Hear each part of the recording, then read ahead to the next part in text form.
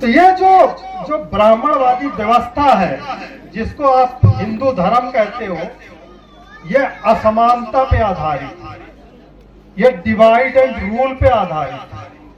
तो इस असमानता की संस्कृति को, इस जाति की संस्कृति के खिलाफ जो इस देश में युद्ध शुरू किया, वो हमारे गुरुओं ने शुरू किया। गुरु नानक ने शुरू किया, गुरु कबीर ने शुरू किया, गुरु नामदेव ने शुरू किया, गुरु रविदास ने शुरू किया। लेकिन ब्राह्मणों ने मुगलों के खिलाफ कभी आवाज नहीं उठाई। मुगलों की सत्ता के खिलाफ उन्होंने कभी संघर्ष नहीं किया, बल्कि मुगल राजाओं के साथ रिश्तेदारी जोड़ के अपनी बेटियां ब्याह के रिश्तेदारियां की। क्यों? इस जाति की संस्कृति के खिलाफ जो इस देश में युद्ध शुरू किया, वो हमारे गुरुओं ने शुरू किया। गुरु नानक ने शुरू किया, गुरु कबीर ने शुरू किया, गुरु नामदेव ने शुरू किया, गुरु रविदास ने शुरू किया।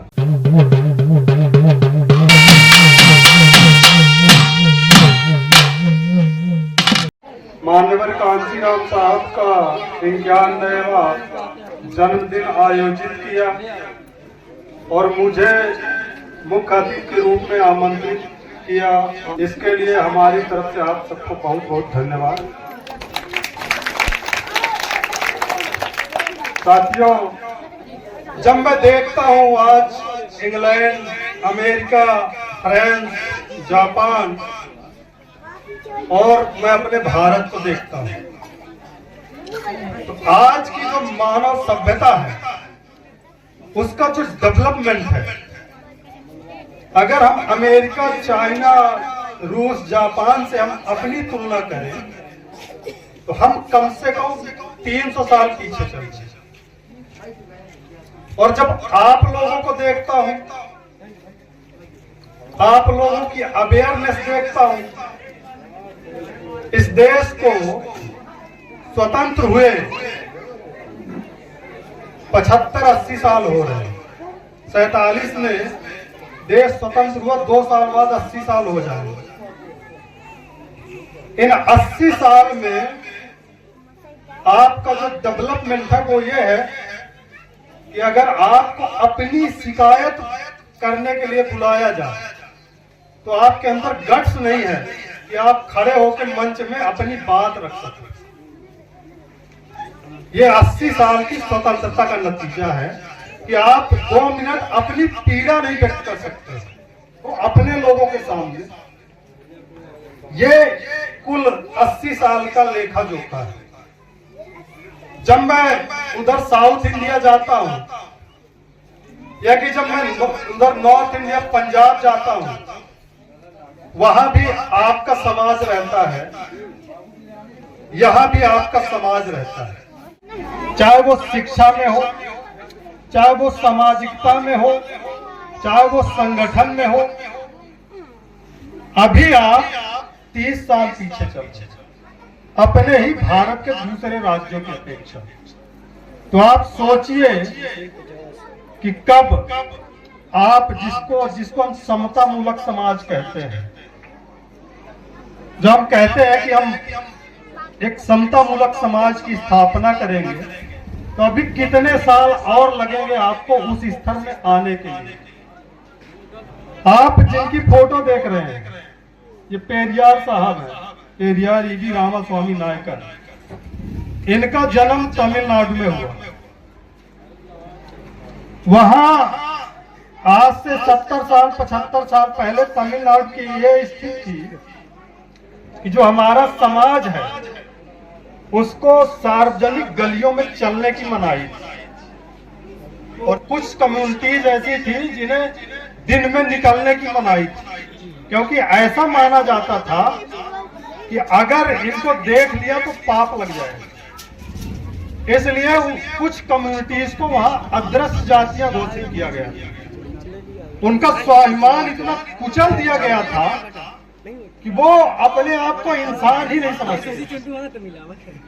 तो पेरियार जी ने उनके स्वाभिमान को जगाने के लिए सेल्फ रिस्पेक्ट मूवमेंट चलाई, आत्मसम्मान आंदोलन चलाया, और उसका नतीजा ये है कि आज तमिलनाडु स्टेट ब्राह्मण मुक्त विधानसभा।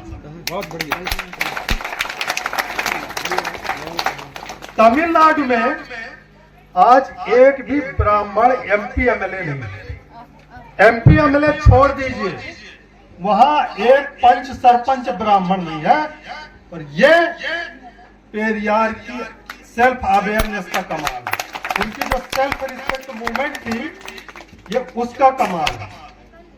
उसके बाद आप आ जाइए बाबा साहब डॉक्टर बी.आर. अम्बेडकर। जैसे यहाँ चमार है, कुम्हार है, वाल्मीकि है, ऐसे ही एक जाति महार होती है। जिस तरीके से यहाँ ब्राह्मणवादी ताकतों द्वारा चमारों के साथ भेदभाव होता है, कुम्हारों के साथ, जितनी भी शेड्यूल कास्ट की जातियां उनके साथ भेदभाव होता है, ऐसे वहां महारों के साथ होता है। जो महाराष्ट्र का पूना क्षेत्र है, पूना के अंदर पेशवाओं का राज था, और पेशवाओं ने वहां पे एक राजशाही आदेश जारी किया था कि वहां की जो अस्पृश्य जातियां हैं वो पीछे झाड़ू बांध के चलेंगी और आगे मटका बांध के चलेंगी। ये पूरे देश की बात नहीं थी। पूना के अंदर, पूना के जो शेड्यूल कास्ट है, अछूत थे, उनके लिए ये नियम वहां के पेशवा ब्राह्मणों ने लागू किया था। उसके लिए लड़ाइयां हुई। फूले जी ने उसके लिए बहुत संघर्ष किया। फूले जी की तस्वीर यहाँ नहीं है, लेकिन उनके संघर्ष को आप कम नहीं आंक सकते। छत्रपति साहू जी महाराज महाराष्ट्र के अंदर पैदा हुए, उन्होंने संघर्ष किया।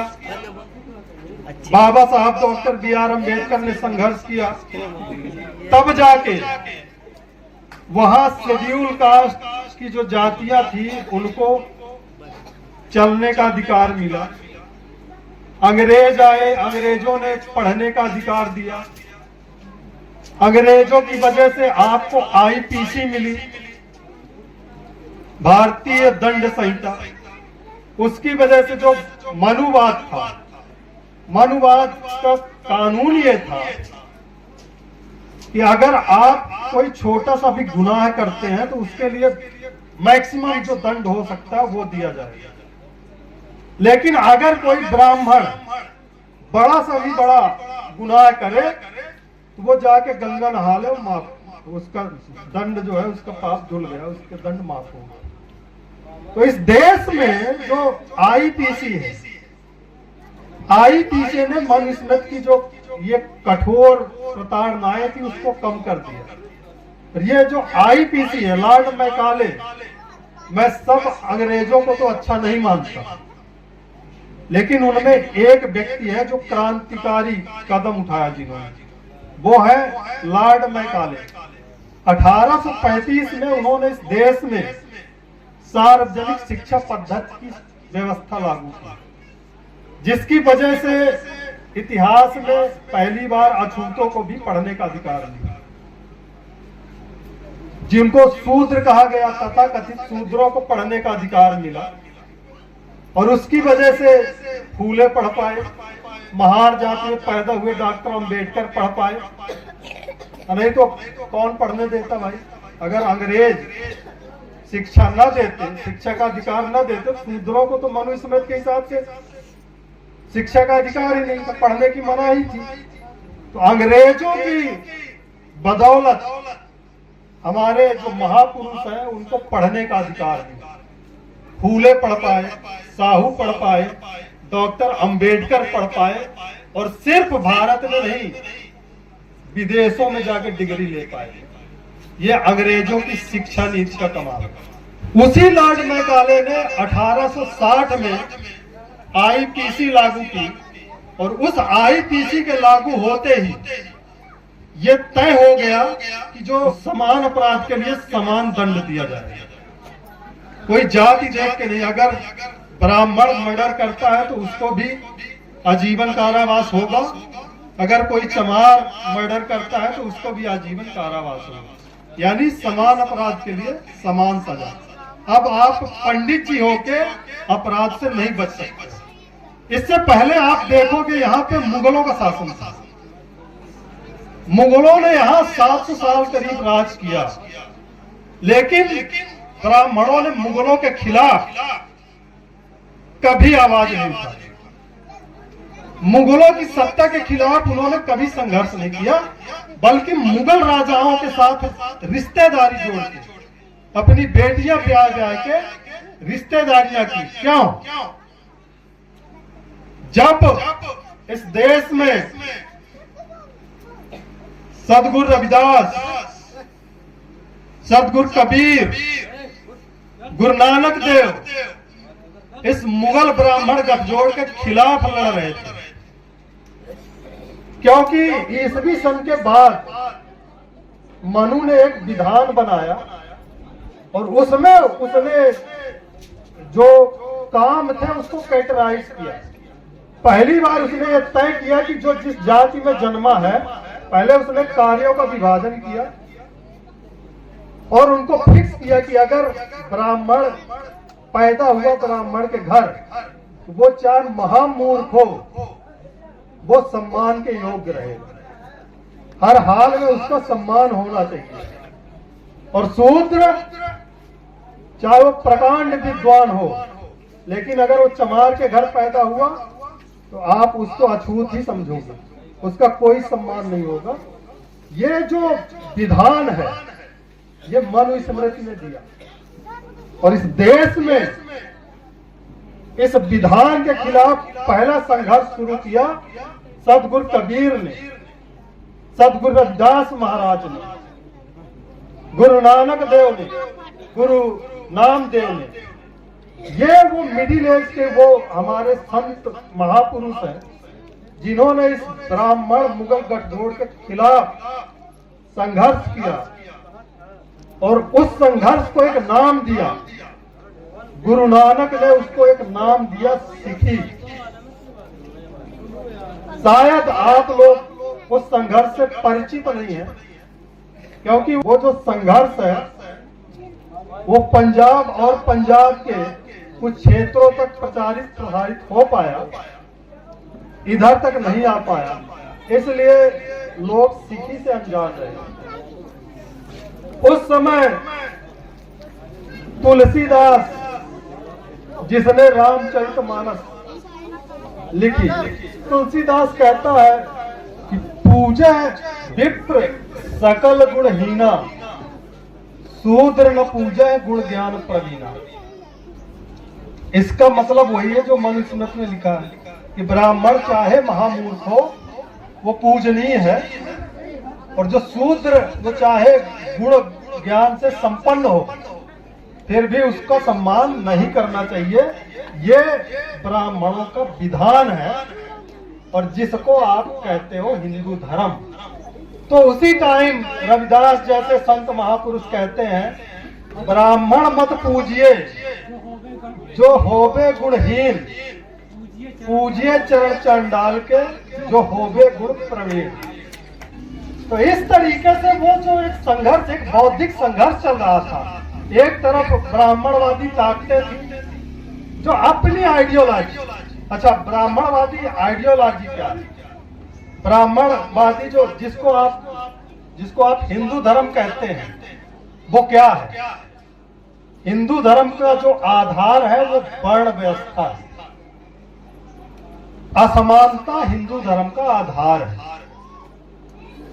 जो एक पिरामिड नुमा जो व्यवस्था है, ब्राह्मण सबसे ऊपर, क्षत्रिय दूसरे दर्जे का हिंदू, बनिया तीसरे दर्जे का हिंदू, और शूद्र जो है चौथे दर्जे का हिंदू, और आप लोग अवर्णीय लोग हैं।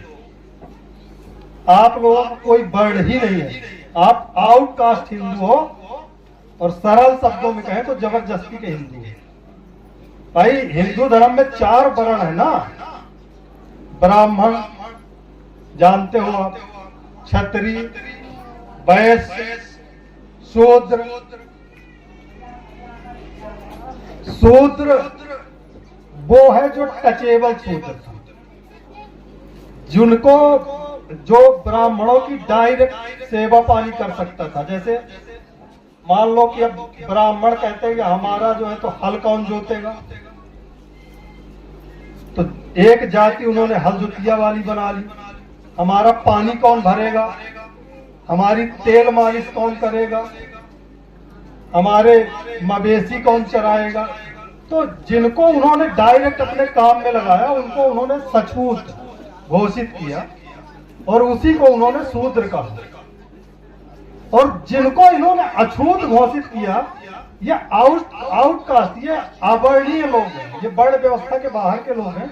और इनकी बस्तियां इन्होंने अपनी बस्तियों के बाहर बनाई कि फलानमा को जब कोई गाय मर जाएगी तो फलानमा को आवाज लगा देंगे, फलानमा चमार यहाँ गाय मर गई, ले जा, उधेर ले, खाती ले। ऐसे हमारी अगर लेटरिन फुल हो गई है तो किसी भंगी को बुला देंगे। तो इन जातियों को इन्होंने आउटकास्ट, इनको समाज से बहिष्कृत किया। ये बहिष्कृत जातियां थी जिसके आप वंशज। तो आपको तो उन्होंने हिंदू माना नहीं, फिर भी आप सबसे ज्यादा हिंदू के ढोंग पाखंड आप ही करोगे, सबसे बड़ा हिंदू के रक्षक आप ही बनोगे।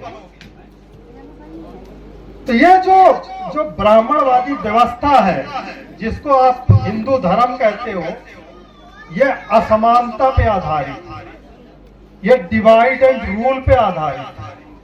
तो इस असमानता की संस्कृति को, इस जाति की संस्कृति के खिलाफ जो इस देश में युद्ध शुरू किया वो हमारे गुरुओं ने शुरू किया। गुरु नानक ने शुरू किया, गुरु कबीर ने शुरू किया, गुरु नामदेव ने शुरू किया, गुरु रविदास ने शुरू किया। और उस संघर्ष को बाद में ब्राह्मणों ने, जहांगीर का शासन था, जहांगीर के शासन में जो सिखों के 5वें गुरु हुए, गुरु अर्जुन देव, उन्होंने यह तय किया कि इस देश में जितने समतावादी संत गुरु हैं, सबकी जो वाणियां हैं उनको हम एक साथ संकलित करेंगे और उसका एक ग्रंथ बनाएंगे। तो बीरबल जैसे ब्राह्मण जहांगीर की दरबार में शामिल थे। उन्होंने जहांगीर के कान भरे कि भाई ये जो अर्जुन है, ये तो जो समाज के अछूत लोग हैं उनकी बातों को ये पूजनीय बना रहा, उनकी बातों को धर्म ग्रंथ का दर्जा दे रहा। तो जहांगीर के साथ षड्यंत्र करके गुरु अर्जुन देव को शहीद कराया गया। पहले उनको ये कहा गया कि आप जो है रविदास, कबीर, नामदेव जैसे अछूतों की बात को अपने धर्म ग्रंथ में शामिल मत करो, अगर आपको शामिल करना है तो ब्राह्मणों की बातों को शामिल करो। गुरु अर्जुन ने कहा कि जो मानवता, प्रेम, भाईचारे की जो संदेश है हम उनको महत्व देंगे, और इसलिए गुरु अर्जुन देव को शहीद किया गया। उसके बाद उनके जो बेटे थे, सिखों के छठे गुरु हरगोविंद, उन्होंने ये देखा कि ये जो ब्राह्मणवादी ताकतें हैं ये सिर्फ मिन्नतें करने से, सिर्फ रिक्वेस्ट करने से मानने वाली नहीं है। तो उन्होंने अमृतसर में, आज जो सिखों का सबसे पवित्र स्थान है अमृतसर, उस टाइम जो मुगलों के टाइम में प्रथा थी कि भाई जहां मुगल बादशाह बैठता है वो 8 फीट का है, उससे ऊंचा चबूतरा किसी का नहीं होना चाहिए। तो गुरु हरगोविंद ने अकाल तख्त की स्थापना की। उन्होंने कहा कि हम आदेश मानेंगे सिर्फ अकाल पुरख का, जो इस सृष्टि का रचयिता, जो अजोनी है, जो अजन्मा है, जिसका कभी जन्म नहीं हुआ, किसी योनि में जन्म नहीं हुआ, कोई अवतार नहीं हुआ, जो नेचर है हम उसको सर्वशक्तिमान मानते हैं। और ये जो अकाल तख्त है ये आज से हमारी राजशाही का प्रतीक है। उन्होंने 12 फीट का चबूतरा बनाया और पंजाब में उन्होंने अपने लोगों के लिए 2 तलवारों का सिद्धांत दिया। उन्होंने कहा कि जो धर्म है वो राज के बिना नहीं चलता, राज बिना नहीं धर्म चले है, धर्म बिना सब दले मले हैं। तो उन्होंने 2 तलवारें धारण की। एक तलवार राजशाही का प्रतीक थी, एक तलवार धर्म का प्रतीक थी, अध्यात्म का प्रतीक थी। उसको उन्होंने नाम दिया मीरी पीरी। बाद में जो अंतिम गुरु हैं 10वें गुरु गुरु गोविंद सिंह जी ने उस संघर्ष को आगे बढ़ाया और इतिहास में पहली बार आज से 325 साल पहले 1699 को उन्होंने पूरे देश की एक सभा बुलाई आनंदपुर साहिब पंजाब में, और वहां पे उन्होंने घोषणा की मानस की जात सब एक पहचान है। उन्होंने कहा इंसान की सिर्फ एक ही जाति होती है और आपको इंसानों को सिर्फ इंसान के तौर पे पहचानना है। और उन्होंने वहां पे खालसा की स्थापना की, 5 प्यारे बनाए। और आपको जानकर हैरानी होगी कि उन 5 प्यारों में जिनको उन्होंने सबसे पहले दीक्षित किया, उन 5 प्यारों में से जो 4 थे वो शूद्र अछूत जातियों। उन्होंने कहा कि आज से आपकी जो पुछैट है जाति, जैसे पूछने वाला अगर कोई ब्राह्मण आ गया तो जब तक वो आपके नाम के साथ साथ आपको पुछैट न जान लेगा कि आपका उपनाम क्या है, तब तक उसको वो ये नहीं तय कर पाए कि इसके साथ हम व्यवहार कैसा करें। तो यहाँ इस देश में आपका जो पीछे वाला नाम है उसके हिसाब से आपके साथ व्यवहार तय होता है कि आपको सम्मान देना है कि नहीं देना है। अगर तो आप मिश्रा जी हैं, पाणे जी हैं, परौहा जी हैं, तो आपका सम्मान होगा, चाहे आप अव्वल दर्जे के मूर्ख हो, लंट हो, दारूखोर हो, शराबी हो। बस मिश्रा पीछे लिखा होना चाहिए, शर्मा पीछे लिखा होना चाहिए, आपका सम्मान है। अगर आपके नाम के पीछे जायसवाल लिखा है, आपके नाम के पीछे कुर्मी लिखा है, आपके नाम के पीछे प्रजापति लिखा है, आपके नाम के पीछे केवट लिखा है, आपके नाम के पीछे कुशवाहा लिखा है, आपके नाम के पीछे साकेत लिखा है, तो आप फिर चाहे आप ब्रह्म ज्ञानी हो, आपके साथ वही व्यवहार होगा जो एक शूद्र के साथ ब्राह्मणवाद के हिसाब से होना चाहिए। तो गुरु गोविंद सिंह जी ने कहा कि आज से आप सब ये पुछेट छोड़ दो। आज से कोई भी हमारा दीक्षित किया हुआ खालसा अपने नाम के साथ अपनी पुछेट नहीं लगाएगा। आज से हर पुरुष अपने नाम के साथ सिंह लगाएगा और हर महिला अपने नाम के साथ कौर लगाएगी। तो आज पंजाब का जो पुरुष वर्ग है वो अपने नाम के साथ सिंह लगाता है, जैसे सुखविंदर सिंह, जितेंद्र सिंह, अमरजीत सिंह, अशोक सिंह। वहां आप पहचान ही नहीं सकते कौन किस जाति का, क्योंकि 1699 पहले गुरु गोविंद सिंह जी ने उस जाति नाम की पूंछ को काट दिया। कोई भी औरत है वो कौर लगाएगी, चरणजीत कौर, हरप्रीत कौर। आप वहां जाति नहीं ढूंढ सकते।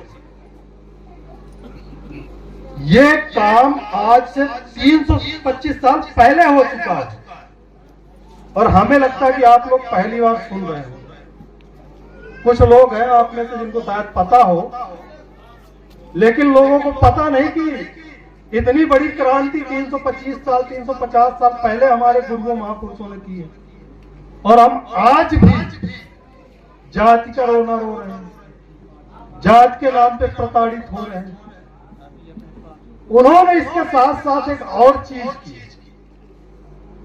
उन्होंने जिन्हें खालसा सजाया उनको कृपाण दी, तलवार, सिर्फ पुरुष को नहीं महिला को भी दी, और कहा कि ये कृपाण आपके ऊपर कृपा करेगी।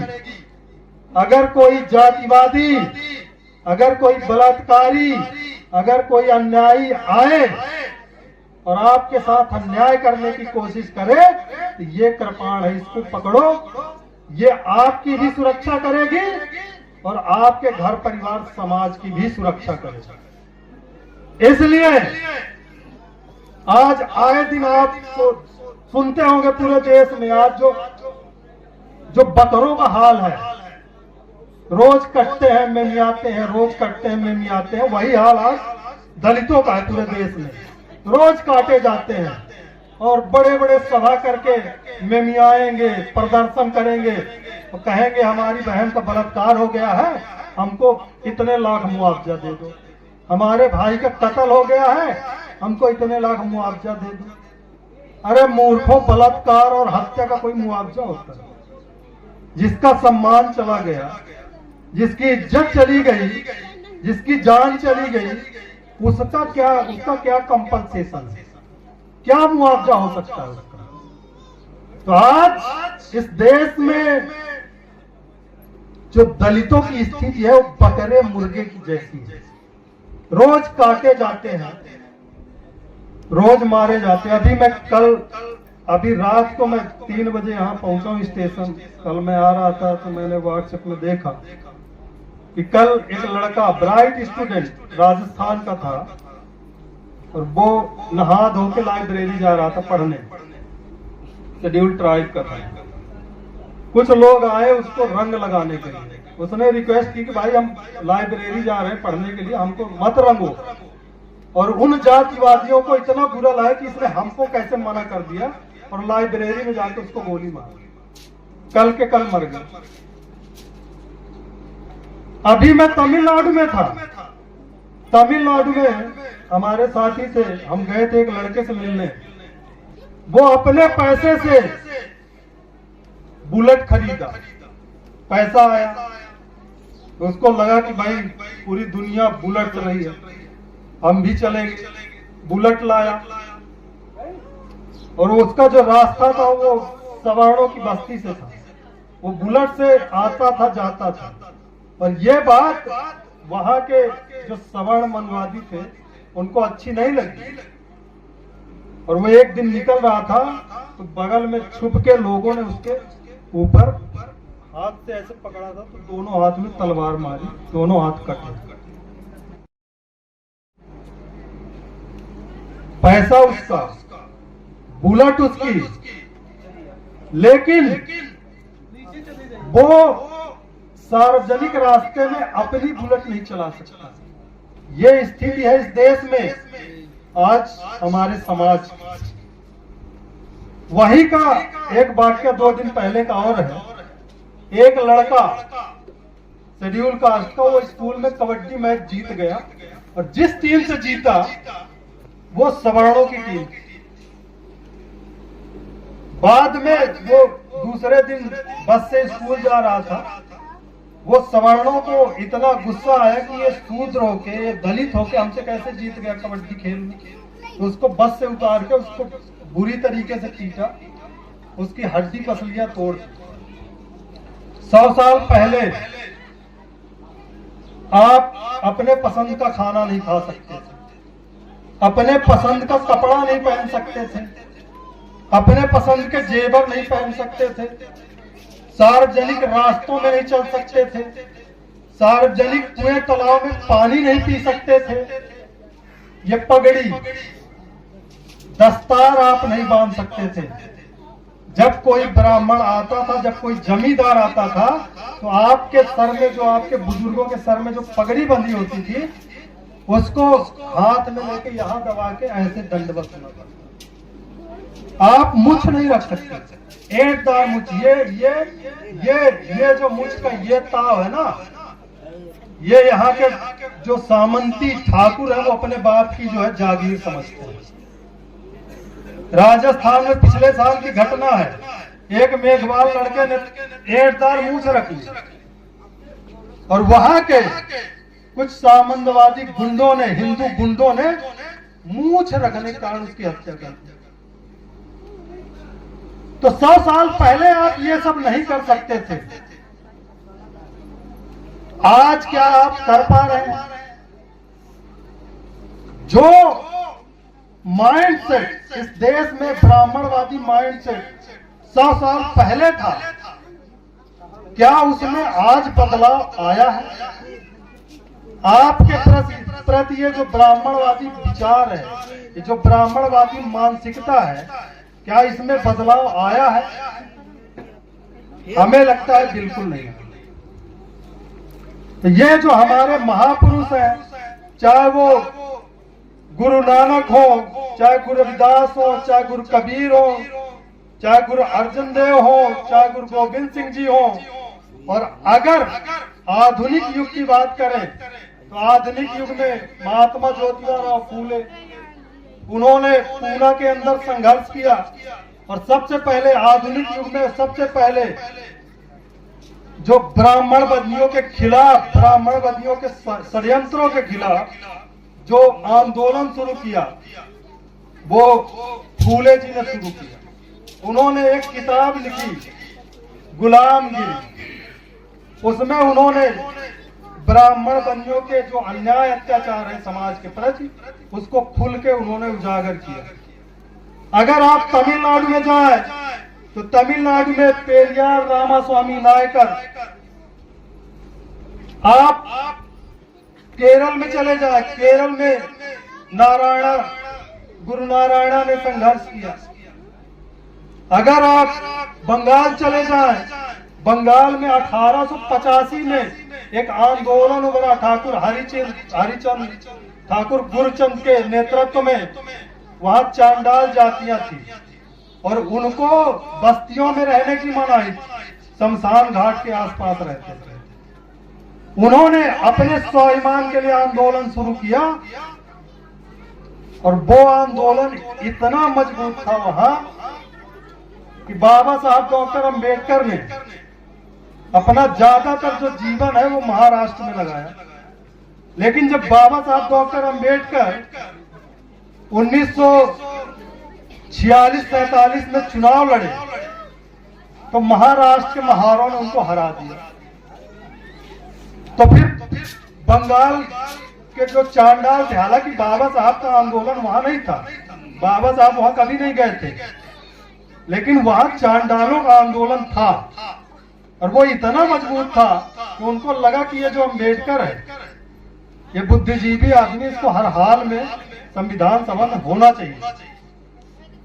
तो बंगाल के चांडालों ने बाबा साहब को बुलाया कि भाई आपके लोगों ने तो आपको हरा दिया, ऐसा करो आप इधर आ जाओ, हम लोग कोशिश करते हैं।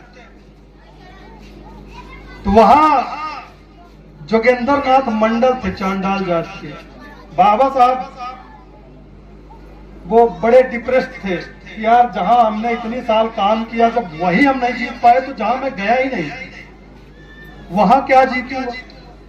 तो बोले अरे रहने दो। जोगेंद्र नाथ मंडल ने कहा आप सिर्फ दस्तखत करके दे दो, जो फॉर्म है उसमें दस्तखत करके दे दो, फॉर्म भर के हम जमा कर देंगे। बाबा साहब ने दस्तखत किया, दे दिया। जोगेंद्र नाथ मंडल और उनकी टीम ने वहां फॉर्म भरा। एक बार बाद में फिर बाबा साहब को बुलाया और वहां की जो नाम शूद्र मूवमेंट के जो कार्यकर्ता थे उन्होंने प्रचार प्रसार किया और बाबा साहब डॉक्टर B.R. अम्बेडकर को चुन के संविधान सभा में भेजा। तो आज जो चंद सहूलियतें संविधान के नाम पे आपको मिल रही है,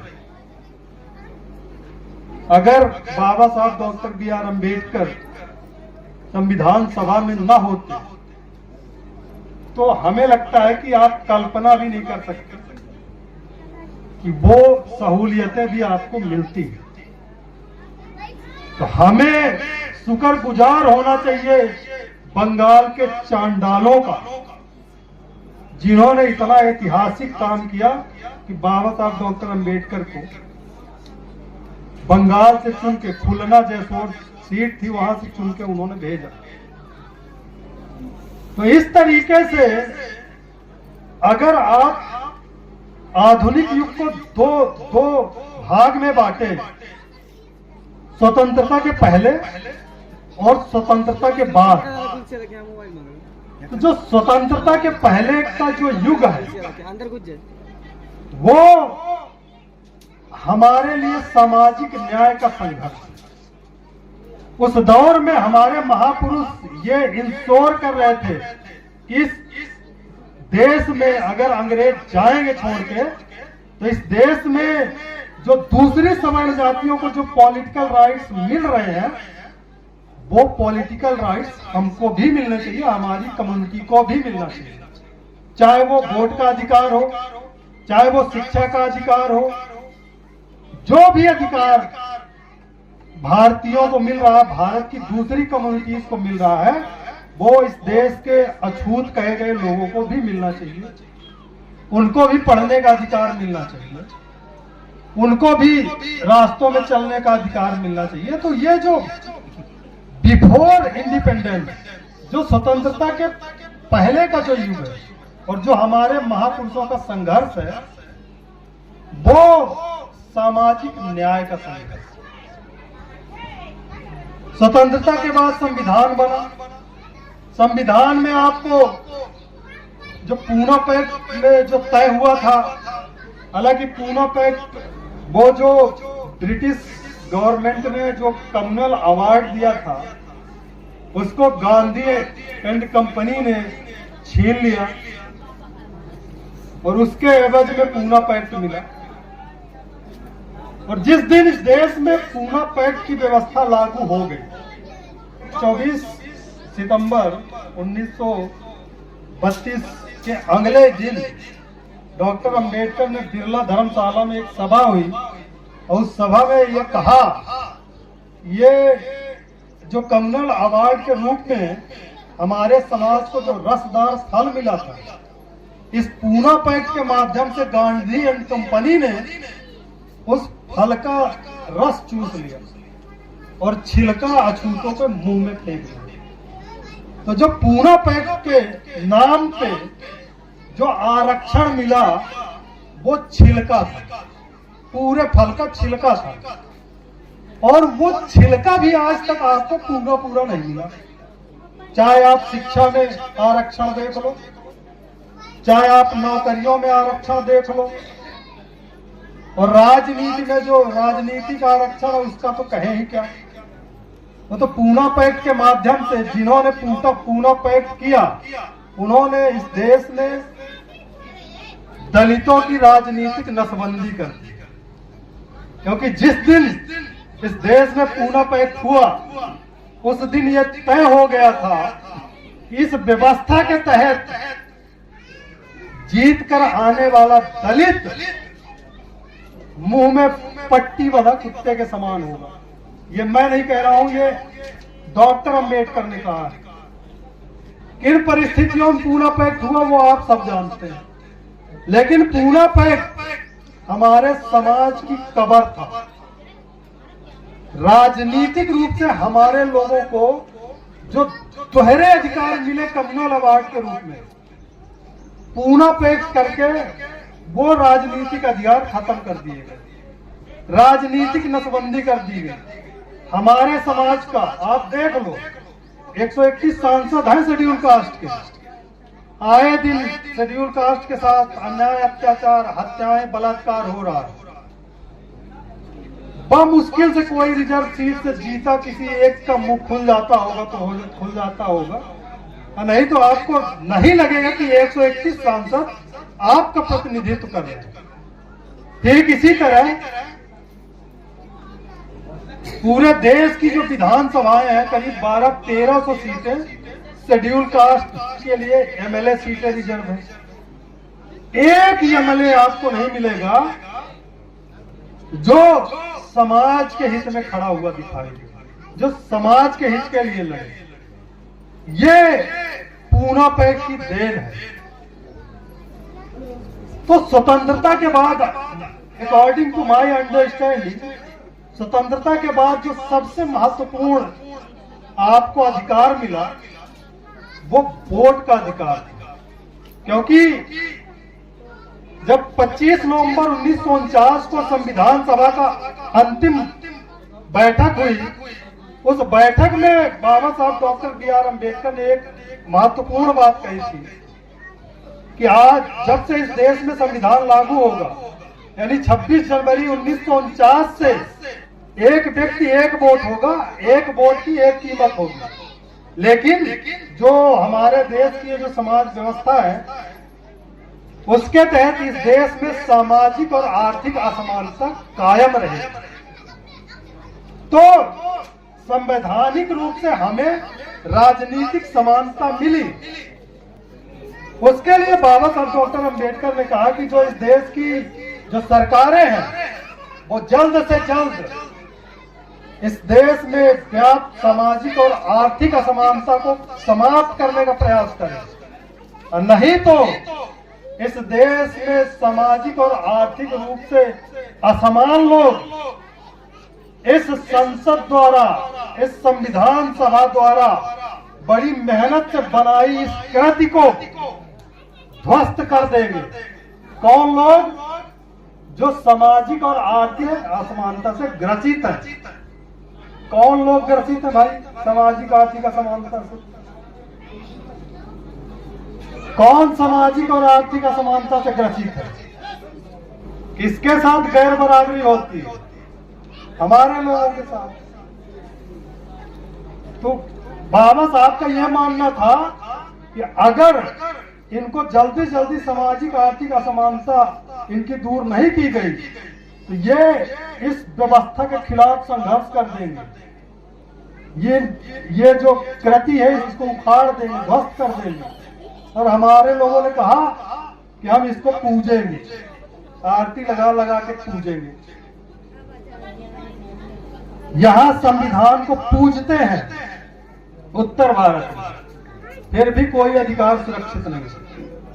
दक्षिण भारत में संविधान को पढ़ते हैं, पूजते नहीं है। जब जरूरत पड़ी 1957 में, जब जबरदस्ती के आर्टिकल थोपे गए संविधान में अमेंडमेंट करके, तो पेरियार ने सार्वजनिक रूप से उस संविधान को जलाया। 3 सितंबर 1953 को डॉक्टर B.R. अम्बेडकर ने राज्यसभा के अंदर कहा, इस संविधान से हमारे समाज का कोई भला नहीं होने वाला। लोग कहते हैं कि डॉक्टर अम्बेडकर आप संविधान रचयिता है, लेकिन मैं कहता हूं, मैं एक भाड़े का लेखक था, और जो हमें कहा गया अपनी इच्छा के खिलाफ भी जाके हमने बहुत कुछ किया। ये मेरी बाइडिंग नहीं है। 3 दिसंबर 1953 का भाषण आप डॉक्टर अम्बेडकर का उठा के देख लेना, राज्यसभा का। वो किसी कानून को कानून की तरह देखते थे। अगर वो कानून हमारे समाज के हित में है तो हम उसका रिस्पेक्ट करेंगे, अगर वो हमारे समाज के हित में नहीं है तो हम उसको फालतू की रिस्पेक्ट नहीं देंगे। आपको पता है तमिलनाडु में कितने % रिजर्वेशन है? तमिलनाडु में 70 के दशक से 69% रिजर्वेशन, क्योंकि वो संविधान को पूजते नहीं, संविधान को लिए नौटंकी नहीं करते, संविधान को पढ़ते हैं। इसलिए मैं ये सलाह दूंगा कि संविधान को पूजने की जरूरत नहीं है, संविधान को पढ़ने की जरूरत है। जब आप संविधान को पढ़ोगे तब आपको रास्ते पता चलेंगे कि हमें हमारे बचाव के रास्ते क्या है। इस देश में संविधान के अलावा भी कानून लागू है। IPC हो गई, CRPC हो गई, इंडियन एविडेंस लॉ हो गया, हिंदू कोड बिल्ला हो गया। आपने आज तक संविधान नहीं तो उनको क्या पढ़ोगे, कब पढ़ोगे? तो ये संविधान जो है एक ढांचा देता है, सब कुछ संविधान नहीं है। संविधान एक ढांचा है जिसके अकॉर्डिंग आपको इस देश का संचालन करना है, उसके लिए संविधान निर्देश देता है। तो जो संविधान के तहत जो अधिकार मिले, आप स्पष्ट तौर पे जान लीजिए कि अगर बाबा साहब डॉक्टर अम्बेडकर उधर ना होते तो आपको जो चंद सहूलियतें हैं, चाहे वो 16(4) हो, चाहे 15(4) हो, चाहे 338 हो, 340 हो, जो भी आर्टिकल आपके फेवर में है वो भी नहीं होते।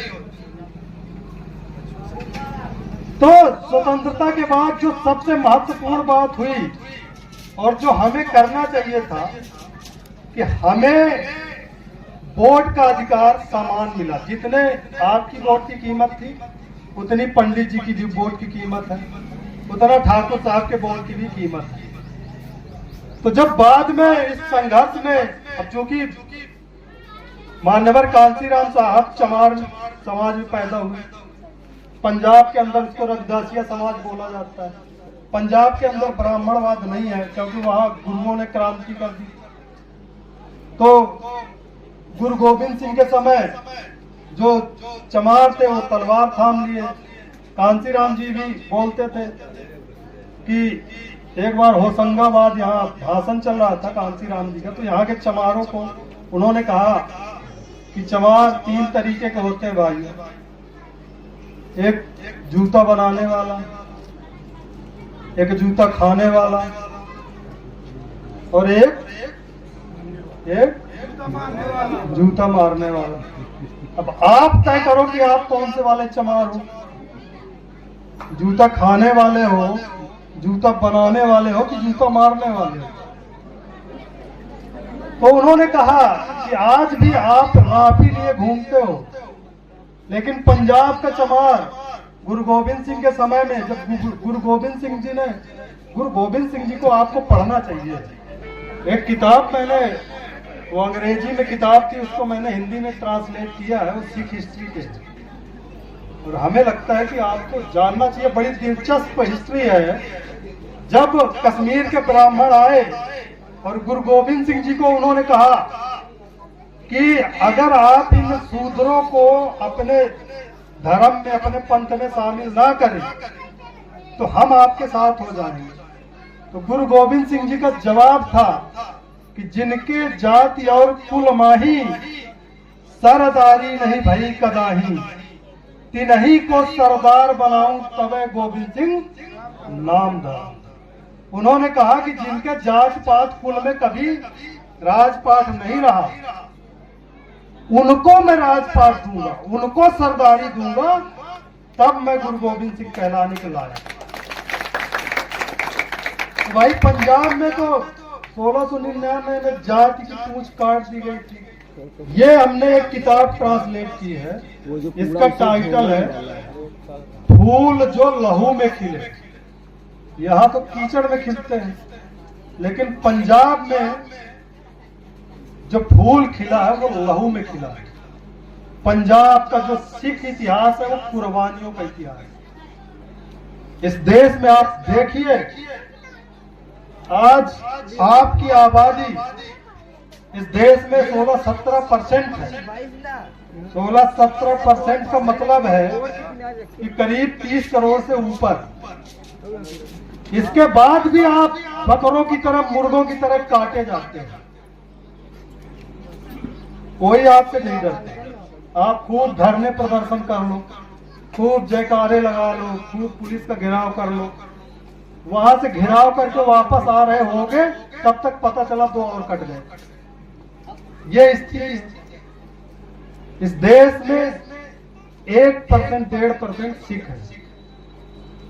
और आपने 2019-20 में जब किसानों के ऊपर भारतीय जनता पार्टी RSS की सरकार ने पूरे देश के ऊपर 3 काले कानून लादने का प्रयास किया, तो उसके खिलाफ कौन अड़ा? पंजाब के सिख। 700-800 सिख शहीद हुए उस ठंड में। वहां हम लोग थे इस आंदोलन में, मैंने उनका डेडिकेशन देखा। 700-800 लोग शहीद हो गए। 6 महीने, 7 महीने, साल भर वो रोड में बैठे रहे और मोदी की नाक में दम करके रख दिया। जो मोदी अपने आप को तुर्रम खा समझता है, अपने आप को कहता है कि हम इस विश्व गुरु वाले तथाकथित देश के सबसे बड़े, लोकतंत्र के सबसे बड़े नेता हैं, उसको माफी मांगने पे मजबूर कर दिया। उसने हाथ जोड़ के माफी मांगी और 3 कृषि कानून रिपील हुए, वापस लिए गए। 1% सिखों के हौसले का कमाल देखो। और आप गिनती के 15-16% रोज मारे जाते हो, रोज काटे जाते हो, रोज धरने करते हो, रोज प्रदर्शन करते हो। ब्राह्मणवादी ताकतों को कोई फर्क नहीं पड़ता। इसलिए जब मान्यवर कांसीराम साहब पंजाब से बाहर है, पंजाब के अंदर कोई जातिवाद था नहीं, तो उनको नहीं पता था ब्राह्मणवाद होता क्या है। जब वो पंजाब के बाहर आए तो कांसीराम जी ने कहा कि हमारे यहाँ जब मैं स्टूडेंट था तो मैं सोचता था कि यार ये ब्राह्मण तो बड़ी दबी कचली कौम होती है, लेकिन जब मैं पंजाब के बाहर आया और इनका तांडव देखा तो हमें एहसास हुआ कि ये मुट्ठी भर लोग इस देश की 85% लोगों के सर पे बैठ के तांडव कर रहे हैं। तो उन्होंने सोचना शुरू किया कि भाई ये तांडव कैसे खत्म किया जाए। मान्यवर कांसीराम कहते हैं कि जब मैंने पूना पैक्ट का इतिहास पढ़ा तो मेरे सामने 2 ही रास्ते नजर आए कि इस पूना पैक्ट के रहते, इस राजनीतिक आरक्षण व्यवस्था रहते हमारा समाज कभी आजाद नहीं हो सकता। तो या तो हम आत्महत्या करके मर जाएं या हम संघर्ष का रास्ता अपनाएं। बाबा साहब डॉक्टर बी.आर. अम्बेडकर के संघर्षों की वजह से आपको स्वतंत्र भारत में वोट का अधिकार मिल गया। उस वोट के अधिकार को कैसे यूटिलाइज करना, उस वोट का महत्व क्या है, इस देश की 85% आबादी को अगर किसी शख्स ने समझाया वो मान्यवर कांसीराम। तो आजकल कुछ दलित चमचे जो ब्राह्मणवादी ताकतों के पीछे चंद सहूलियतों के लिए उनके तलवे चाटते हैं, वो कांसीराम पे उंगली उठाते हैं कि कांसीराम ने क्या किया, कांसीराम ने क्या किया। दरअसल हमारे समाज का आजकल ये चरित्र हो गया कि जो कुछ चंद सहूलियतें आपको दे दे तो आप उसकी खूब जय जयकार करोगे, खूब उसको सर माथे पे लिए घूमोगे। लेकिन कोई अगर आपको स्वनिर्भर बनना सिखाए, आपको स्वाभिमान और गरिमा के साथ जीना सिखाए, तो वो आपको बड़ा बुरा लगता है। तो ये जो चंद सहूलियतों के लिए ब्राह्मणवादी तत्वों के, ब्राह्मणवादी दलों के तलवे चाटने वाले दलित चमचे हैं, वो कांसीराम के संघर्ष को, कांसीराम के लक्ष्य को और कांसीराम की शख्सियत का नाम था, वो कभी अंदाजा नहीं लगा।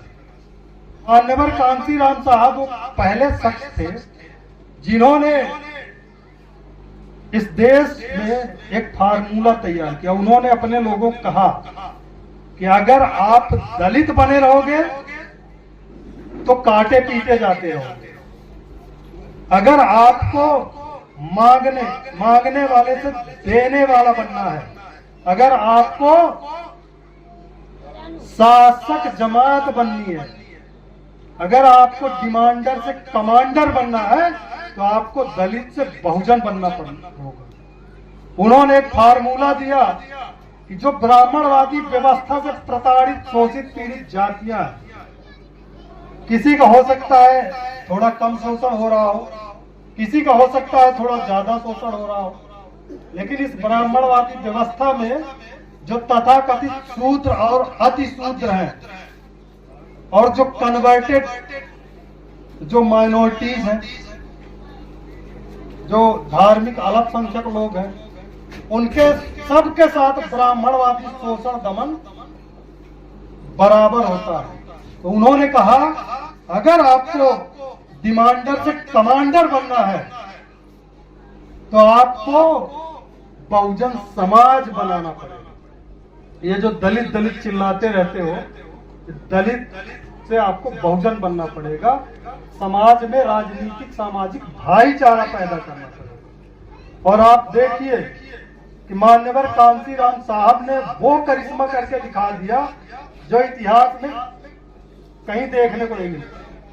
आप 2500 साल पहले एक इतिहास पढ़ते हो कि सम्राट अशोक का पूरे एशिया महाद्वीप में शासन था।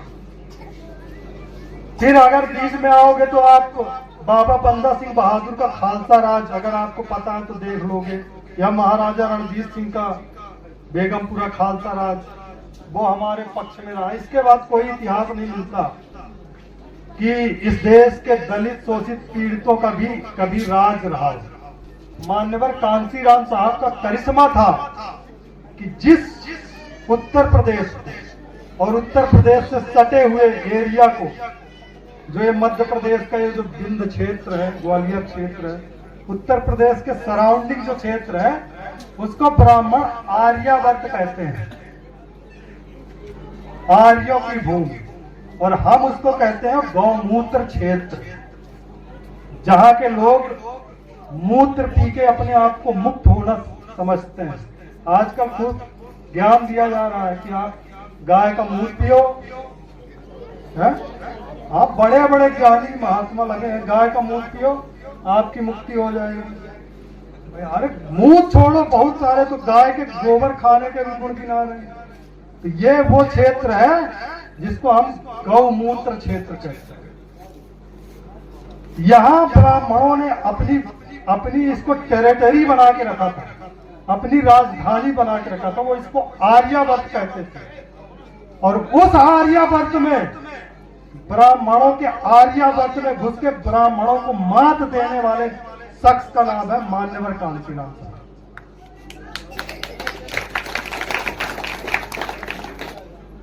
जिस समाज का आत्म सम्मान एकदम मर गया, जब वो महाराष्ट्र से वापस निराश होके आए, वहां एक धारणा बनी हुई थी, हो सकत नाही। उस हो सकत नाही की लहर को मान्यवर कांसीराम साहब ने उत्तर प्रदेश में हो सकत है करके दिखाया। ये मान्यवर कांसीराम साहब का करिश्मा था और आप सब उस बात के गवाह हैं। उस क्रांति में हमारा भी खून पसीना लगा, आप लोगों का भी खून पसीना लगा है। आप सबका, मान्यवर कांसीराम साहब ने जो क्रांति शुरू की उसमें आप सबका खून पसीना शामिल है। यह मूवमेंट ऐसे रातों रात नहीं खड़ा हो गया, लाखों लोगों की कुर्बानी लगी इसमें, लाखों लोग मारे गए, लाखों लोगों के घर परिवार तबाह हुए, लाखों लोगों ने करोड़ों रुपया जोड़ा, तब जाके यह मूवमेंट सफल हुआ। और मान्यवर कांसीराम साहब इस सोच के व्यक्ति थे कि वो हर स्टेट को तैयार करना चाहते। उनका विजन राष्ट्रीय था, क्योंकि उनको पता था कि जो ब्राह्मणवाद रूपी बीमारी है, ये कोई एक प्रदेश दो प्रदेश की बीमारी नहीं है, ये पूरे देश की बीमारी है। और इस बीमारी का अंत, क्योंकि संविधान के अनुसार इस देश में संघीय व्यवस्था, और जो सबसे ज्यादा पावरफुल है वो सेंटर है, संघ स्टेट। तो अगर आपको बड़े बदलाव करने हैं तो आपको सेंटर में शासक बनना पड़ेगा। स्टेट में रह के आप कुछ भी नहीं कर सकते, स्टेटों के पास बहुत ज्यादा अधिकार नहीं है। इसलिए कांसीराम साहब का मानना था कि अगर इस समाज की जो सदियों पुरानी गुलामी है उसको मुक्त करना है तो आपको राष्ट्रीय मूवमेंट को खड़ा करना पड़ेगा। इसलिए आप देखेंगे मान्यवर कांसीराम साहब ने अपने कार्यकाल में हर स्टेट में 2, 4, 6 स्टेट लेवल के लीडर तैयार करने की प्रक्रिया शुरू की। लेकिन मान्यवर कांसीराम साहब के बाद साथियों, कोई भी महापुरुष हो, अगर उसके अनुयायी उत्तराधिकारी जो होते हैं वो उसके सपने को कैरी फॉरवर्ड करते हैं और ईमानदारी से उसको सफलता की ओर ले जाते हैं तो न सिर्फ उसका सम्मान होता बल्कि उनके गुरुओं नेताओं का भी सम्मान बरकरार रहता है। लेकिन अगर कोई तथाकथित उत्तराधिकारी नालायक निकल जाए, अगर किसी बाप का बेटा नालायक निकल जाए, बेईमान निकल जाए, तो फिर उसकी तो भद पिटती ही पिटती है, उसके बाप की भी भद पिटनी शुरू हो जाती है। तो मान्यवर कांसीराम साहब की डेथ के बाद मायावती जी के हाथों में इस ऐतिहासिक मूवमेंट की कमान आई और उन्होंने क्या किया, जिन ब्राह्मणवादी ताकतों से 2500 साल पुराना संघर्ष था उनसे उन्होंने समझौता कर लिया। कांसीराम ने कहा कि जो ब्राह्मणवाद के आधार पर शोषित पीड़ित जातियां हैं उन पे भाईचारा पैदा करके बहुजन समाज बनाना है। और मायावती ने कहा दलित ब्राह्मण गठजोड़ करना है, बाकी जातियां अपना अपना देख लें। तो मायावती के दलित ब्राह्मण गठजोड़ का नतीजा ये हुआ कि 2007 में जो बीएसपी 206 सीट के साथ पूर्ण बहुमत में आई थी, उसका सारा क्रेडिट उत्तर प्रदेश का ब्राह्मण ले गया, सारे बेनिफिट्स ब्राह्मण ले गए। और 2012 में जब चुनाव हुआ तो बहुजन समाज पार्टी 207 सीट से धड़ाम से गिर के 80 सीटों में आ गई। उसके बाद का इतिहास आप देख लीजिए। 2014 का चुनाव हुआ, बहुजन समाज पार्टी 0 में आ गई। 2017 का चुनाव हुआ, उसमें 18 विधायक जीते, उसमें भी सब इधर उधर चले गए।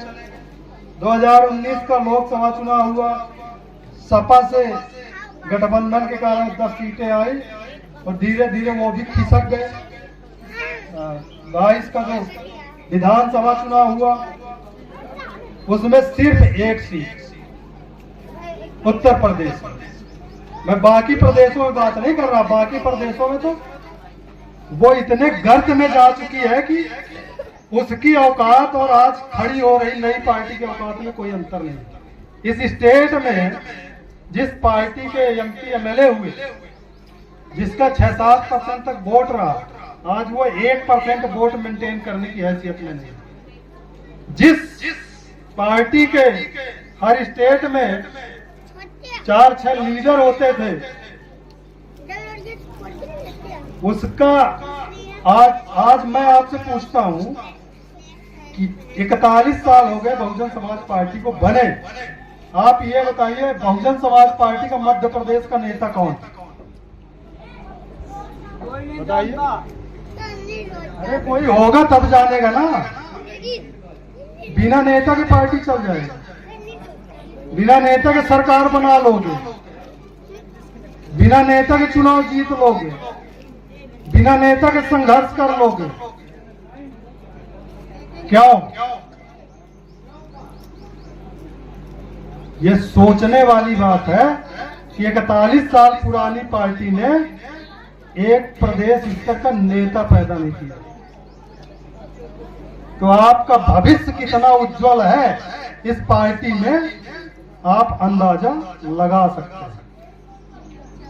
तो मायावती की बेईमानियों के कारण बहुजन समाज पार्टी का मटिया मेट हुआ और लाखों मिशनरी कार्यकर्ता जो बड़ी हिम्मत करके इस मिशन में जुड़े थे, उनके घर परिवार तबाह हो गए।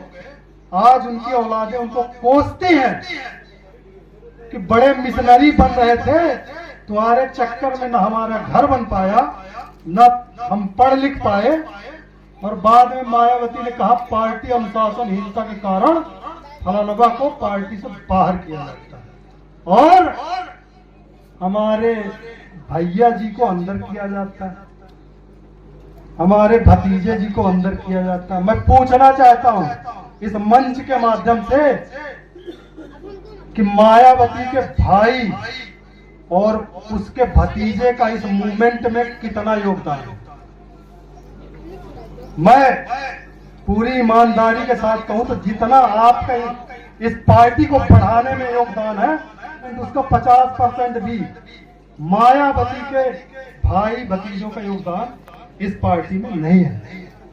आज भी पार्टी में लाखों कार्यकर्ता है, मिशनरी कार्यकर्ता है, सक्षम कार्यकर्ता है, लेकिन मायावती को अपना जो कमान है, जो उत्तराधिकार है, उसके लिए योग्य दिखता है उसका 8वीं फेल भाई आनंद और मेमने जैसे मेमियाने वाला उसका भतीजा आकाश।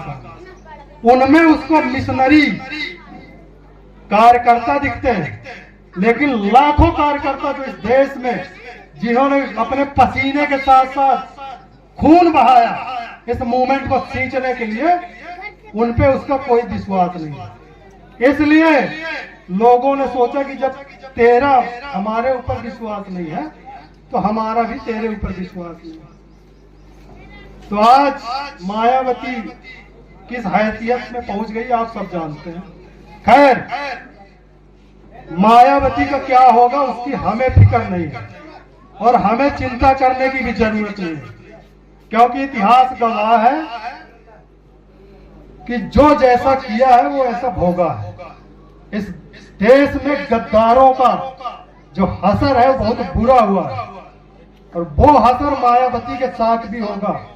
आने वाले समय में मायावती का कोई नाम लेने वाला नहीं होगा। खैर, मायावती की चिंता नहीं है, उसने जो किया है वो भोगेगी, सवाल उसका नहीं है।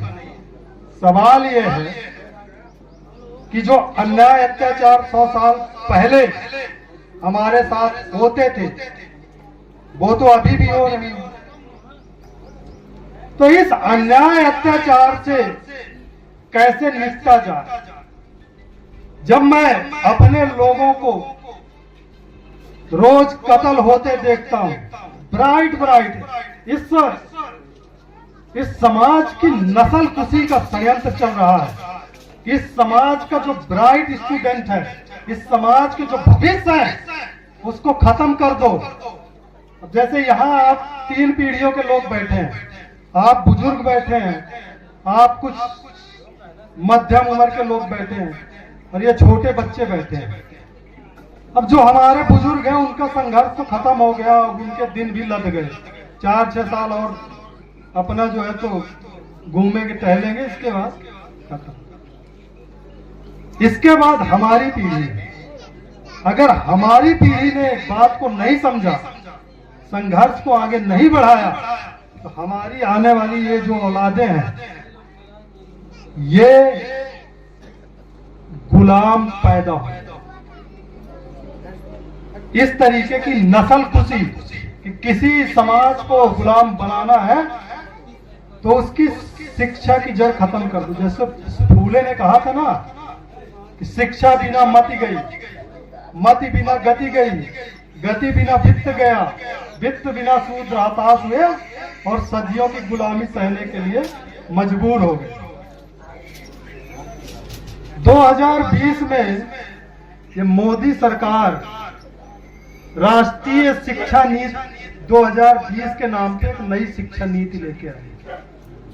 और वो शिक्षा नीति इस सोच पे आधारित है कि इस देश में एक नए हिंदू समाज का निर्माण करना है, एक नए समाज का निर्माण करना है, एक नए हिंदू समाज का निर्माण करना है।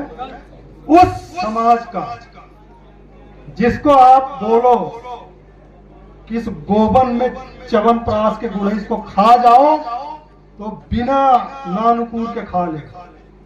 जिसको ये कहे कि इस गाय के मूत्र में अमृत बसता, इसको पी लो, तो बिना तर्क किए उसको पी जाए। जो नई शिक्षा नीति का जो सिलेबस है 5+3+3+4, उसमें जो पहली जो 3 साल आपके बच्चे की उम्र हुई, इसके बाद आप सरकार को सौंप दोगे आप अपना बच्चा, ये लो भाई 3 साल का बच्चा हो गया, आप अपने हिसाब से ट्रेन करो इसको, आंगनबाड़ियों में ले जाके इसको ट्रेन करो, फिर पहली कक्षा में ले जाओ, दूसरी कक्षा। और उनका पाठ्यक्रम क्या है?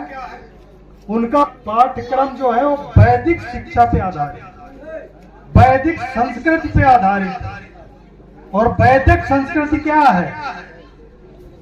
वैदिक संस्कृति ये है कि वो कहती है कि विराट पुरुष के मुंह से पैदा हुआ ब्राह्मण, विराट पुरुष के भुजा से पैदा हुआ क्षत्रिय, विराट पुरुष के पेट से पैदा हुआ बनिया, विराट पुरुष के पैर से पैदा हुआ शूद्र, और इनके सबके काम निर्धारित है।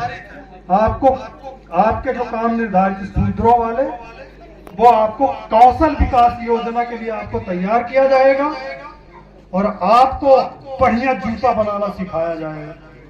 आप जो है अपने समरसता पे रहते हुए बढ़िया क्वालिटी का जूता बनाओ और उसको बेचो, उसी से अपनी जीत का आर्जन करो। इस शिक्षा नीति के लिए ये ब्राह्मणवादी सरकार आपके बच्चों को तैयार करने वाली है। ये जो एनईपी 2020 जो नई शिक्षा नीति आई, लेकिन हमारे समाज को क्या मतलब भाई, क्या इस देश में क्या हो रहा है क्या नहीं हो रहा है, इसको कोई मतलब नहीं। आज होली आया है, यहां तक दारू पीना है, फिर जो है तो लौटना है सुअरों की तरह, जैसे सुअर लौटते हैं कीचड़ में, नालियों में, ऐसे हमारे लोग जो है तो लौटते हैं। आप इंसान बनने की प्रक्रिया कब शुरू करोगे? आज दुनिया रोज नए आयाम रच रही है और आप जो है सुअर मानसिकता में पले हुए। तो इस सुअर मानसिकता से आप इंसान कैसे बनेंगे, उसके लिए मान्यवर कांसी राम साहब ने प्रयास किया। तो आज उस मिशन को मायावती ने मटियामेट कर दिया है। इसलिए हम लोगों को लगा, अब मैं मध्य प्रदेश में पैदा हुआ और आपके पड़ोस में पैदा हुए, तो इस गांव से हमारा खून का भी रिश्ता है। तो आप लोग सोचिए, ये जो बहुजन द्रविड़ पार्टी हम लोगों ने जो बनाई है, वो इसलिए बनाई है कि अब हमें अपना संघर्ष स्वयं करना होगा। कब तक हम दूसरों के, अभी तक आप जो है उत्तर प्रदेश और नेताओं के चक्कर में रहे कि उत्तर प्रदेश से कोई नेता आएगा हमें शासक बना के चला जाएगा, और उसका नतीजा यह है कि 40 साल में आप एक नेता पैदा नहीं कर पाए। तो इसलिए हमारा ऐसा मानना है, हमें खुद प्रयास करने होंगे। तो मैं इस मंच के माध्यम से ये कहना चाहता हूं कि अगर हमें राजनीतिक मुक्ति चाहिए तो हमें उसके लिए बहुजन समाज के अंदर सामाजिक राजनीतिक भाईचारा पैदा करके फिर से बहुजन मूवमेंट को खड़ा करना होगा। और अगर हमें सामाजिक मुक्ति चाहिए, उसके लिए ये जो असमानता पे आधारित संस्कृति है, ये जो हिंदूवादी संस्कृति है, इससे आपको बाहर आना पड़ेगा। जब तक आप हिंदू रहेंगे तब तक आप चमार रहेंगे, जब तक आप चमार रहेंगे तब तक आपके ऊपर शोषण दमन अत्याचार होता रहेगा। तो इसलिए अगर आपको सामाजिक मुक्ति चाहिए तो आपको इस संस्कृति, ये जात की संस्कृति को बदलना पड़ेगा। मैंने बदली है। आज मैं जहां जाता हूं तो लोग हमको हमारा नाम नहीं पूछते, हमारी दस्तार और हमारी जो दाढ़ी देख के वो पहले सरदार जी कहना शुरू कर सकते। तो आज हमारी पहचान, हमारी संस्कृति बदल गई। आज कोई ये नहीं कहता कि आपका नाम क्या है? हमारी जो आइडेंटिटी है, हमारी जो पहचान है, वो लोगों को बता देती है कि मैं किस संस्कृति का व्यक्ति हूं। अगर आप शांत बैठे और आपकी गर्दन काटने के लिए सामने से कोई चढ़ा आ रहा है, तो आप शांत रह के कितना बच लोगे? इसलिए हमें लगता है कि आज हमारे लोगों को गुरु गोविंद सिंह जी के उस कृपाण की जरूरत है, उस तलवार की जरूरत है जो हमारे समाज के मान सम्मान स्वाभिमान की रक्षा सुरक्षा कर सके। और ये मार्ग, ये सिखी का मार्ग किसी दूसरे का मार्ग नहीं है, ये रविदास का मार्ग है। गुरु ग्रंथ साहिब में जिसको हम धर्म ग्रंथ मानते हैं, उसमें 36 गुरु भक्तों की वाणियां दर्ज हैं। उसमें रविदास की भी वाणियां दर्ज है, जिसके सामने माथा झुका नतमस्तक होते हैं। उसमें कबीर की वाणी दर्ज है, उसमें नानक की वाणी दर्ज है, उसमें नामदेव की वाणी दर्ज है, उसमें पीपा की वाणी दर्ज है। और ये सारे संत महापुरुष कौन थे? शूद्र अछूत समाज में जन्मे महापुरुष थे। तो सिखी किसी और का धर्म नहीं है, हमारे गुरुओं महापुरुषों का धर्म है। तो इसलिए आप कल्पना कीजिए मैं क्यों कह रहा हूं। आज यहां मैं कई गांव देखता हूं, हमारे गांव की 100 घर की आबादी, एक कोई सनकी ब्राह्मणवादी गुंडा, कोई ठाकुर, कोई ब्राह्मण आता है, हमारे घर में घुसता है, हमारे गांवों में घुसता है और हमारे किसी भाई को ताला पकड़ घसीट के पूरे मोहल्ले के सामने पीटता है और चला जाता है। हमारे लोगों के अंदर इतना हौसला नहीं है कि वो उसको रोक सके, जबकि वो संख्या में 100 है। अगर वो उसको एक एक घूसा ही मारो, चटनी हो जाए उसकी, लेकिन वो हौसला कहां से आए कि वो प्रतिकार कर सके? ऐसे लोगों के लिए गुरु गोविंद सिंह जी ने कहा था कि चिड़ी नाल में बाज तुड़ावा, गिदड़ा नू में शेर बनावा, 1.25 लाख से एक लड़ावा, तवे गोविंद सिंह नाम धरावा। उन्होंने कहा था कि मैं अपने लोगों में ऐसा हौसला पैदा करूंगा कि ये चिड़िया बाज को तोड़ने में सक्षम होंगी। ये जो हमारे गीदड़ बने हुए लोग हैं, इनको मैं शेर बनाऊंगा और इनको ऐसा खालसा बनाऊंगा, मेरा एक खालसा 1.25 लाख की फौज के लिए काफी होगा। आज हमारे समाज को उस हौसले की जरूरत है। उन्होंने कहा, सूरा सो पहचानिए जो लड़े दीन के, पुरजा पुरजा कट मरे तब उन छड्डे खेत। उन्होंने कहा सूरवीर उसको पहचानिए, सूरवीर वो होता है जो दीनों के लिए, गरीबों के लिए, दुखियों के लिए लड़े। और इस लड़ाई में अगर वो एक बार डट जाए तो फिर वो पैर पीछे न खींचे, चाहे उसकी बोटी बोटी कट जाए। सूरा सो पहचानिए जो लड़े दीन के, पुरजा पुरजा कट मरे तब न छड्डे थे। आज हमें इस हौसले की जरूरत है। इसलिए ये जो मार्ग है, ये जो सिखी का मार्ग है, ये सम्मान का मार्ग है, ये स्वाभिमान का मार्ग है, ये मानवता का मार्ग है, ये लोगों में प्रेम और भाईचारे का मार्ग है। गुरुओं ने कभी किसी के साथ अन्याय नहीं किया, कभी किसी के साथ असमानता नहीं की। जब इस देश में जाति देख के ये तय हो रहा था कि किसके साथ उठना बैठना है, किसके साथ नहीं, तब गुरु नानक ने पंगत और संगत शुरू किया। पंगत और संगत, उन्होंने कहा कि उन्होंने जो अमृतसर की स्थापना की, वहां गुरु ग्रंथ साहिब जी की स्थापना हुई, तो उस अमृतसर के 4 दरवाजे उन्होंने बनवाए कि कोई भी श्रद्धालु जिधर से भी चाहे आ सकता है। तो उन्होंने देखा कि कुछ जो लोग हैं वो जो पंगत है उधर नहीं जाते, लेकिन जब यहाँ संगत में जब तब आ जाते हैं, लेकिन उधर साथ बैठ के खाना नहीं खाते। तो उन्होंने कहा पहले पंगत फिर संगत। कहा जो भी इधर आएगा वो पहले एक साथ एक पात में बैठ के खाएगा और इसके बाद गुरुद्वारे के अंदर संगत में आएगा।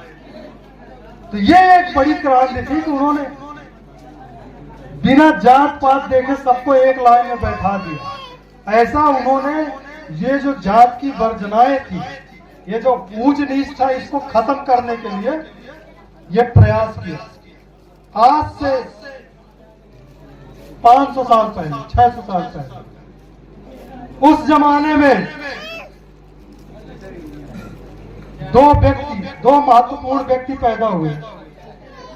एक का नाम आप जानते हैं, तुलसीदास, जिसने रामचरितमानस की रचना कर दी और उसमें उसने एक पात्र बनाया राम।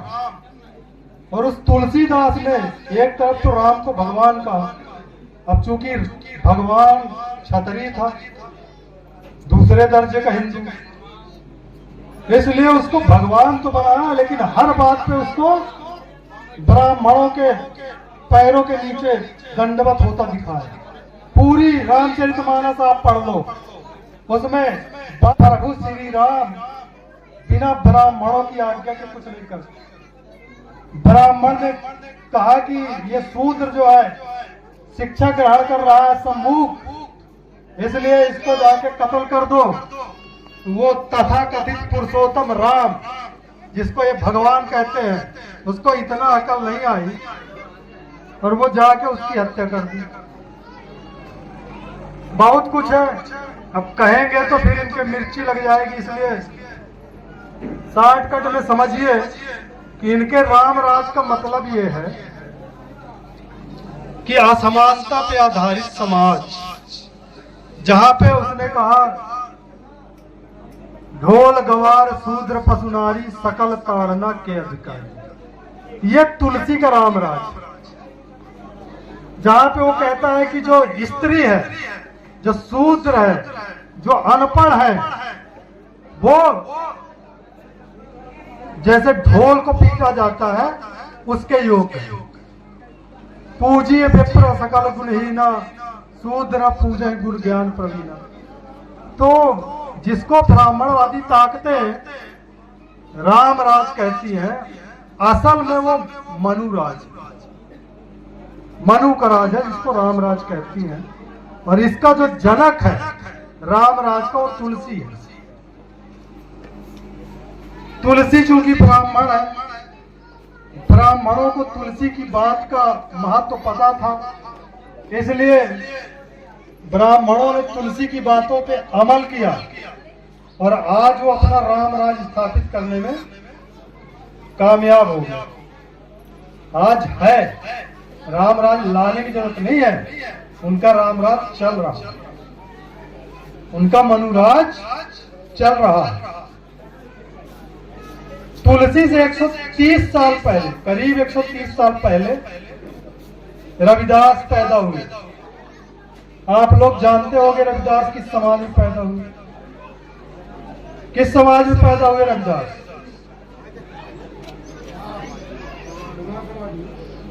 शेड्यूल कास्ट की एक जाति है चमार, उसमें पैदा हुए। उन्होंने एक दर्शन दिया इस देश को। उन्होंने कहा ऐसा चाहूं राज में जहां मिले सबन को अन्न, छोट बड़ सब सम बसे रैदास रहे प्रसन्न। उन्होंने कहा कि ये जो ब्राह्मणवादी व्यवस्था है ये समाज के लिए उचित नहीं है। मैं ऐसा राज चाहता हूं, ऐसा समाज चाहता हूं, ऐसा समता मूलक समाज चाहता हूं जहां कोई भूखा ना रहे,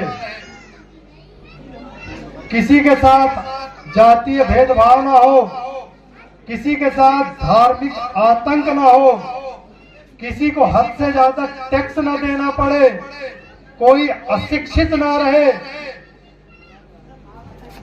कोई भूखा ना रहे, ऐसा मैं समाज चाहता हूं, ऐसा मैं राज चाहता हूं।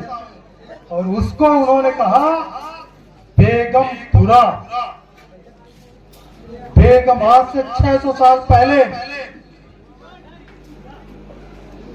गुरु रविदास ने इस दुनिया को पहली बार असली समाजवाद, जिसको आप बेगमपुरा कहते हैं, वो इस दुनिया को गुरु रविदास महाराज ने दिया। दूसरे देशों ने उस विचारधारा पे अमल किया और आज वो विश्व शक्ति है। और आप रविदास अनुयायी, अभी पिछले महीने रविदास की जयंती आई होगी, आप लोगों ने खूब फूल माला अगरबत्ती की होगी, खूब नगर ढोल की बजाई होगी। कितने लोगों को रविदास के बेगमपुरा के बारे में पता है? हाथ उठा के बताइए। कितने लोगों को रविदास के बेगमपुरा के विषय में पता है? रविदास आपके समाज में पैदा हुए, रविदास की विचारधारा क्या थी, रविदास कैसा समाज चाहते थे, वो आपको पता नहीं, इसलिए आप आज गुलाम हो। ब्राह्मणों को उनका जो गुरु था, उनका जो महापुरुष था तुलसीदास, वो कैसा समाज चाहता था वो ब्राह्मणों को पता था, इसलिए उन्होंने अपना जुगाड़ सेट कर लिया। आज इस देश को उन्होंने राम राज में तब्दील कर दिया।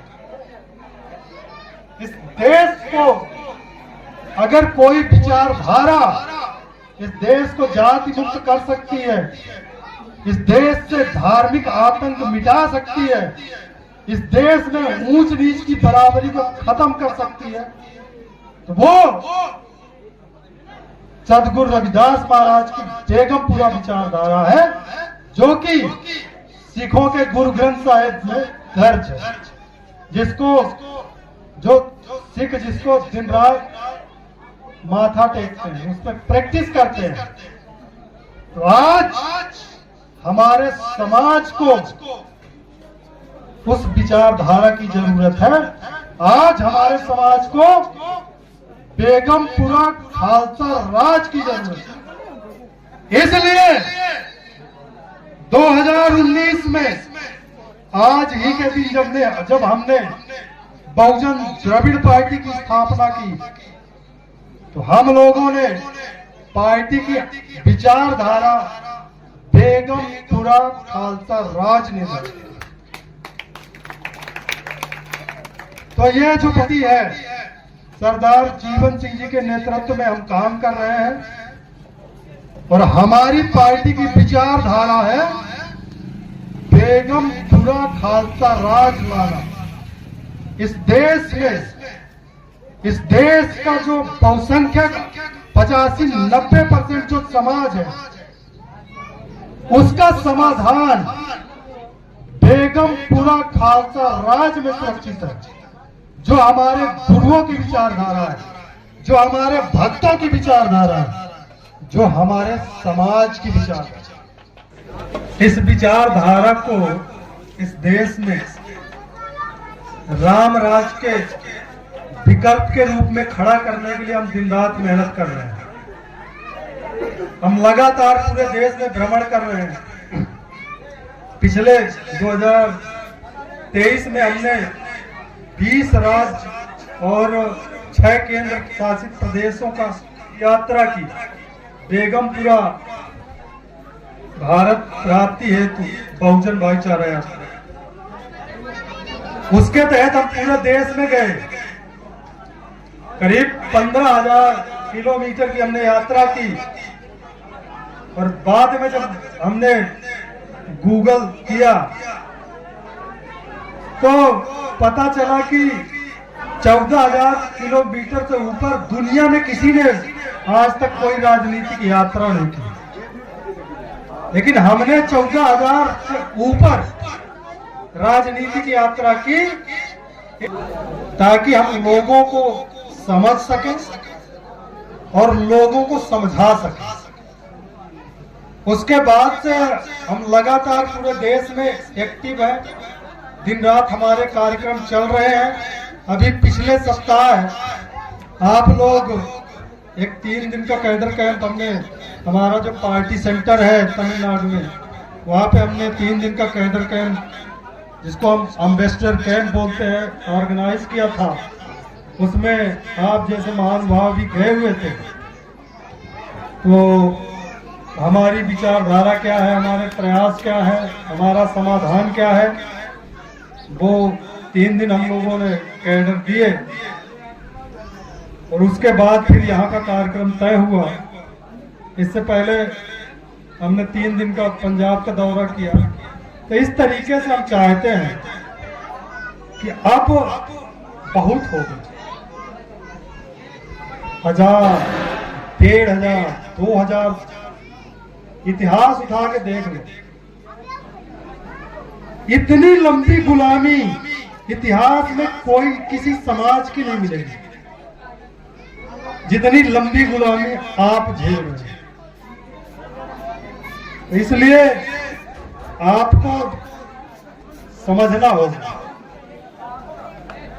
कि अब जो है तो हमें इंसान होने का महत्व समझना पड़ेगा। आपको मैं एक उदाहरण दूं, ये देश जो भारत है, ये कब आजाद हुआ? 1947 में भारत आजाद हुआ। तो चाइना कब आजाद हुआ? चाइना 1949 में आजाद हुआ। भारत की आजादी के 2 साल बाद।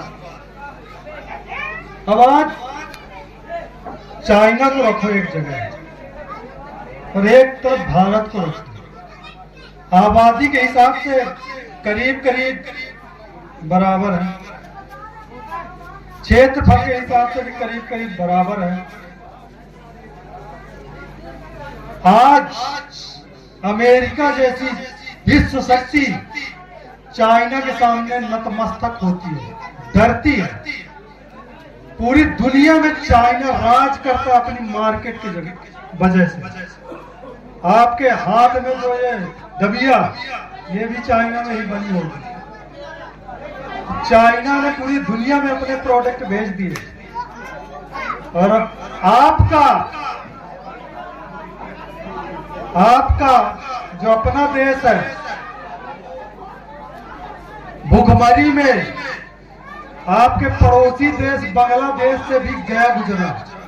मिला के कहने का मतलब यह है कि ये जो ब्राह्मणवादी ताकतें हैं, ये दुष्प्रचार करती है कि हिंदू धर्म खतरे में है। लेकिन मैं आपको कहना चाहता हूं कि हिंदू धर्म खतरे में नहीं है, इस देश की मानवता खतरे में है। इस देश की जो मानवतावादी परंपरा है वो खतरे में है। आप खतरे में है, आपकी पीढ़ियां खतरे में है, आपका भविष्य खतरे में है। तो जब मध्य युग में ऐसी ही सिचुएशन आई तो 1699 में गुरु गोविंद सिंह जी ने आनंदपुर साहिब पंजाब में उन्होंने पूरे देश की एक सभा बुलाई और वहां उन्होंने आह्वान किया कि आज से सब जातिवाद को छोड़ो, जाति उपनाम का त्याग करो और सब खालसा बनो, सब गुरुओं के मार्ग पे चलो।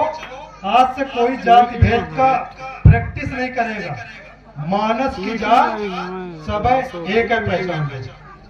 तो इसलिए हमारी पार्टी ने भी ये तय किया है 1699 में जो ये महान क्रांति घटी,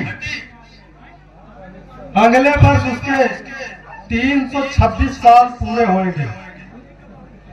तो इसलिए हमने ये तय किया है कि आने वाली 15 मार्च 2026 को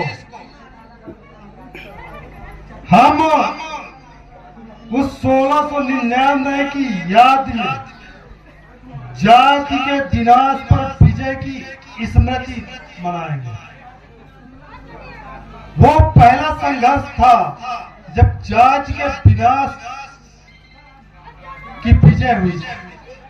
इसलिए इसके 326वीं वर्षगांठ में आनंदपुर साहिब में लाखों लोगों को एकजुट कर हम एक बड़े सम्मेलन को ऑर्गेनाइज करेंगे और वहां पे हम इसकी स्मृति मनाएंगे और इसके बाद वहां से एक मानवता मार्च की शुरू करेंगे जो पूरे देश में घूमेगा और पूरे देश को अवेयर करने के काम करेगा। ये कार्यक्रम हम आज से ही, कोई साथी कोई कोयला हो या चौक हो लेके आए, इस नारे को मैं यही आज से दीवारों पे लिख के इसकी शुरुआत करना चाहता हूं।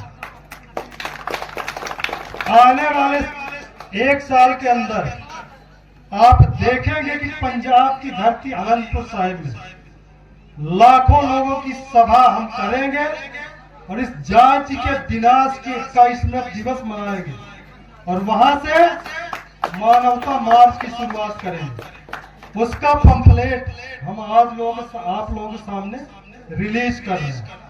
मैं अपने साथियों को चाहूंगा कि वो आए और संयुक्त रूप से इस पंफलेट को रिलीज करें।